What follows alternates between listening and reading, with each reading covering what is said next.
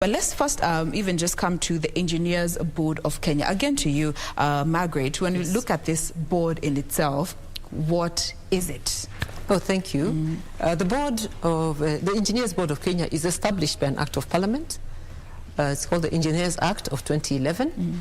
And our mandate is to regulate the engineering practice.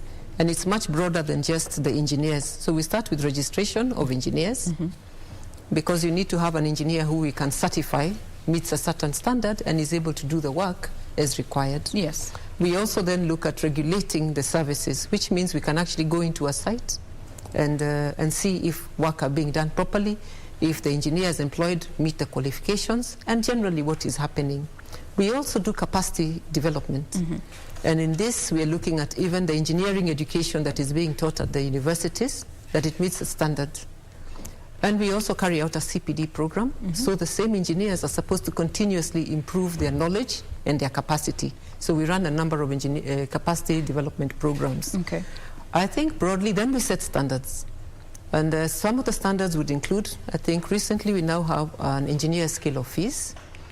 We have had things like, if you want your drawings, we know engineers work with drawings. Most of our language, the other language we use is drawings. Yes.